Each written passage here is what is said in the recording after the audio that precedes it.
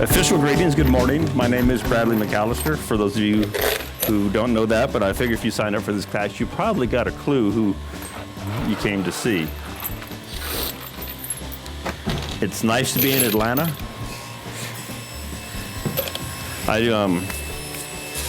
For those of you, some of you guys know me. Some are familiar faces. Some of you probably never seen me before. I live outside of Savannah now, so it's about an hour west of Savannah in a little town called Metter. Wide spot in the road, kind of cotton field country. Got a shop there, and then I've got a shop in North Georgia where my folks live. So I do a lot of time going through Atlanta. And yesterday's adventure, I needed to cut some more wood. So I keep all the wood. I buy my wood from a logger way up north in Rosaka. And I needed to go to the house or the shop and cut some more wood. Well, it's usually 3 hours and 45 minutes, depending on traffic through Atlanta. I got a late start yesterday. I left at 2, and I got to Jasper at 9 o'clock last night. And all I stopped for was gas. I hit construction, accidents, and rush hour. So I just looked out the window and said, ain't a thing I can do about it. But I come through here all the time. And it's okay. Breaking these rules in wood turning, quick show of hands, who's been turning for 10 years or more? 10 years or more. 10 years or less, everybody is in that category then. Some of the basic rules that you'll hear a lot. A piece of wood, life is too short to turn crappy wood. Very famous wood turner says that all the time. I know the man, nice guy, got his tools, don't always agree with his philosophy. The wood needs to be, clean, clear, void-free, defect-free, straight-grained to get a nice piece. Okay, that's kind of a fundamental rule. Not in my world. Shape. There are rules for shapes. To create a pleasing shape, the one that you'll hear regurgitated the most is the golden rule, the golden mean, the golden ratio. Does it work? It works wonderfully. It's a mathematical equation that creates a curve. Regardless of the dimension of the piece, you follow this ratio, you will get a piece that is extremely pleasing to the eye. And it works very well. And somebody disagreed with me about this last week, and maybe I'm not correct, but I contend that if I gave you a block of wood that was 6 by 6 by 12, and I gave a guy in California one, it's the exact same dimension, and you followed those rules, you would have pretty much the same piece. If you you have to. That's the rules. It says this has to be the curve. And they're gonna have a really pleasing shape. But that's it. They're gonna, So I go looking for a piece of wood, and if I'm not trying to make bowls so I can actually make a living, and I wanna have fun, I start looking for the voids in the log. The bad spots, the limbs, the knots, the holes. And so I cut them into my blank. Most people cut them out. Okay, well, there's a limb there, there's a knot there, so we'll cut around that so we have this nice, clean, clear piece of wood, right? I save those for the bread and butter stuff. But I don't throw out the firewood. This would be firewood in most everybody else's world. Not me. I go, well, fun new challenge. What are we gonna do? Now, I wanna turn this as fast as I can. Catch-22, it's not in balance, nor will it ever be in balance. But the faster I can spin this guy, the better my tools are gonna cut the wood. Let's turn this guy on. Ain't that just a crazy looking thing? So I'm gonna come in here nice and easy.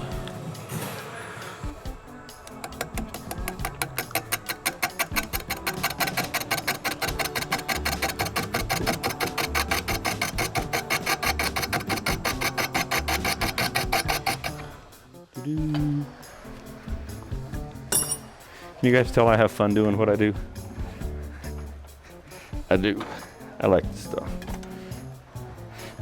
Otherwise, I sure wouldn't live in an airplane 3 months out of the year. You can see the turquoise paint on them. They used to be somewhere on the outside. These are deck screws, star drives or Torx drive on them. These are 1 inch. So these are short enough that I'm not gonna go very far in there, but I got 8 of them.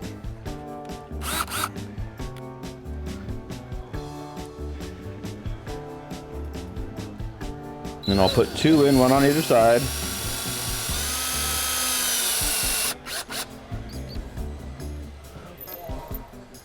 and then off we'll go.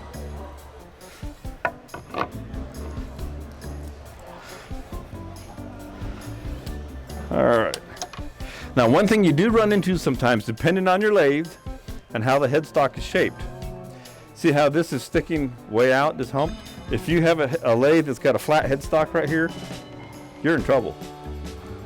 You're gonna have to, you may have to shim, you may have to put an adapter on. This is gonna be fun, guys. Now, we have her mounted.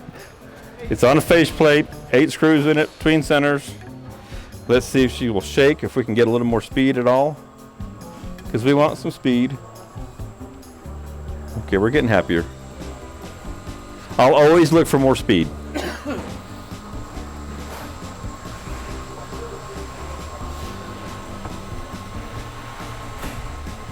I'm going to leave it right there for now. All I'm looking for here is to kind of true this up and get a feel for what this is going to feel like. I always refer to the ends as the wings.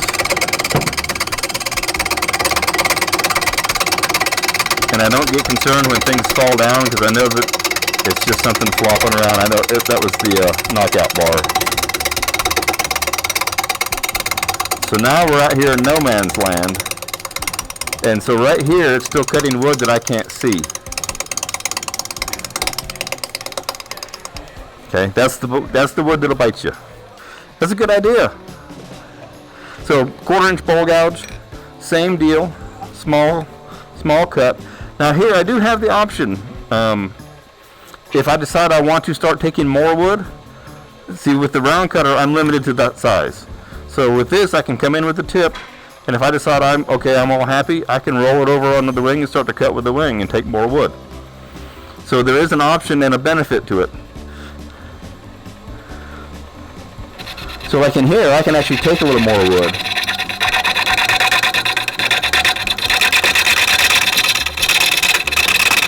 When I get out here, I'm going to go back to the tip because I don't have this all flat yet.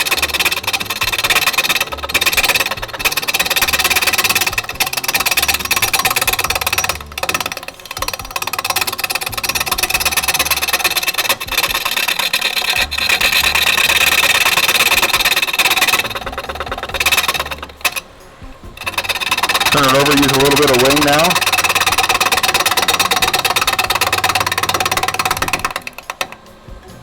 Also, when we get out on these corners, those last little cuts are the ones that are going to break on you. So that's still not quite there, but we have to make a decision here. Stop and have a thought. Do we want to keep it dead flat? Do we want to roll these corners up a little bit, give it a little bit of shape?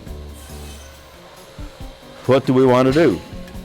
All right, what I want to do is I want to bring my tailstock back up, and I want to turn this up as fast as I can get away with to finish shaping this bottle. I'm going to leave it just enough curve that it just kind of lays there. So I'm going to get my too long a straight edge here.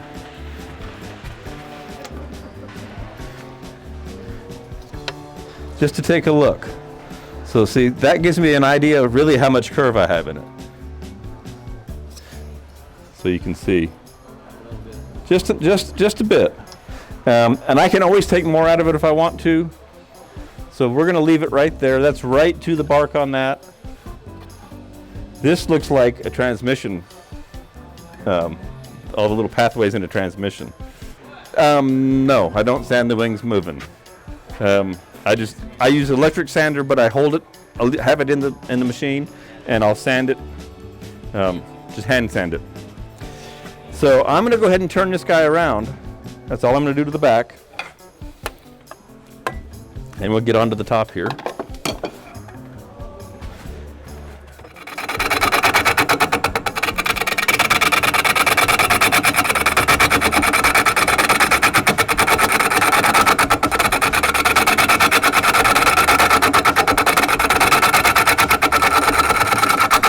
Stop and take a look.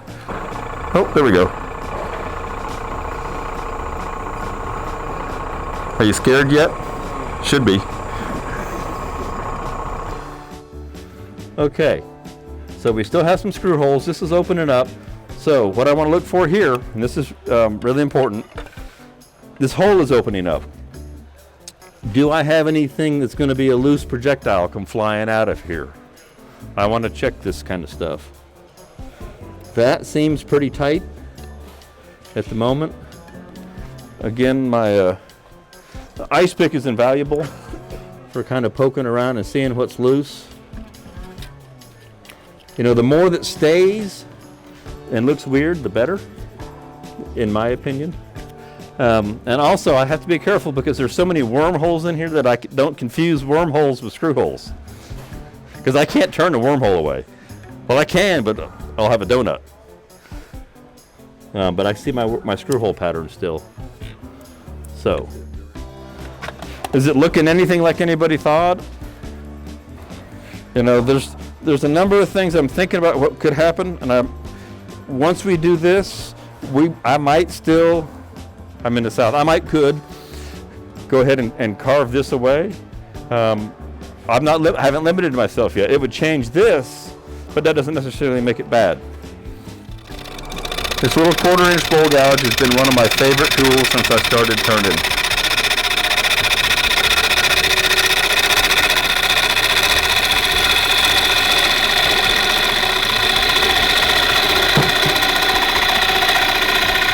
Just a knockout bar. It falls down all the time when I'm doing this. Okay, so now we have a big old hole through the bottom here. What's that? It's framed, that's correct.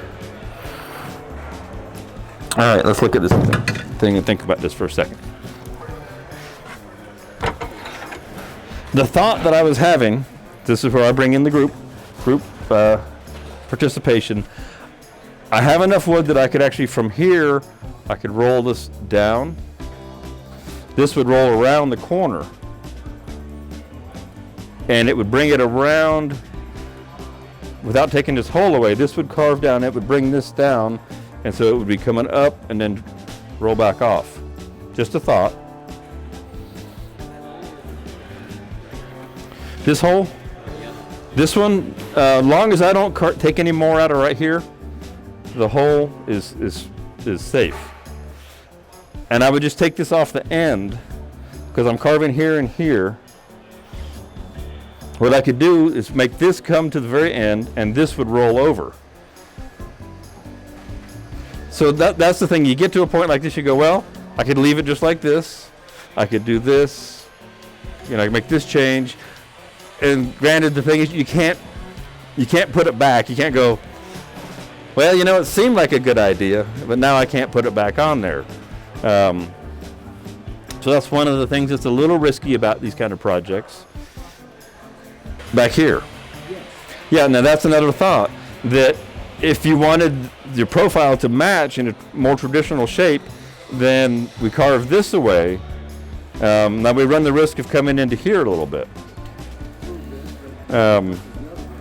And it's going to make a curve that's going to go like that. And part of me wants to do that. Part of me wants to take some more of this backside away.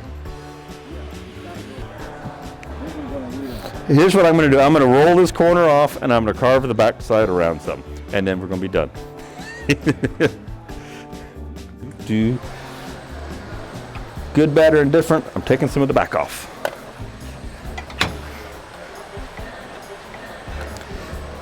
This is where I wish that camera was working. What's your deal, dude?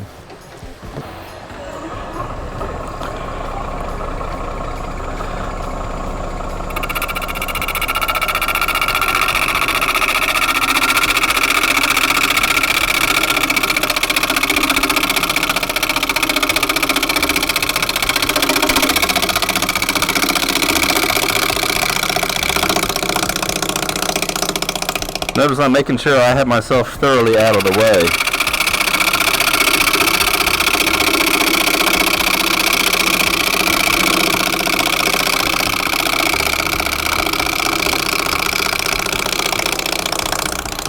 So at this point, I'm listening as much as anything. If I hear something change, I'm definitely going to lean back.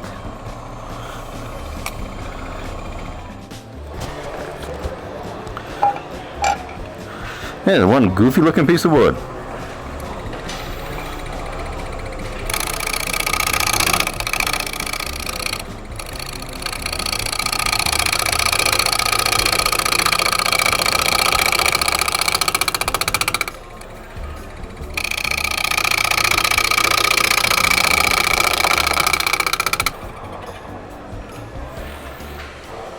Okay, so that brings those together. Leaves a little bit of flat there. Okay. We've had too much fun.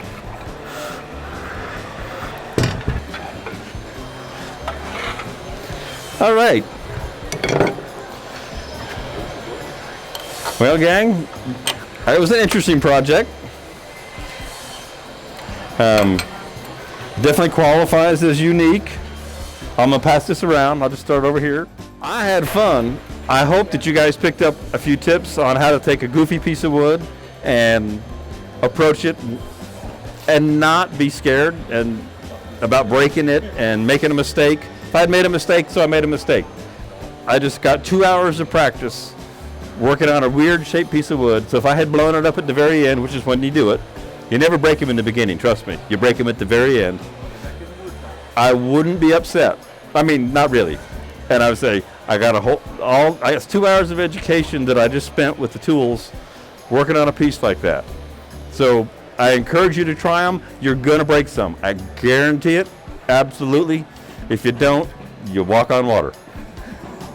Gang, I appreciate you hanging out with me today. Like I say, I hope you pick up some tips. Thanks a lot. Enjoy the show. Fire away.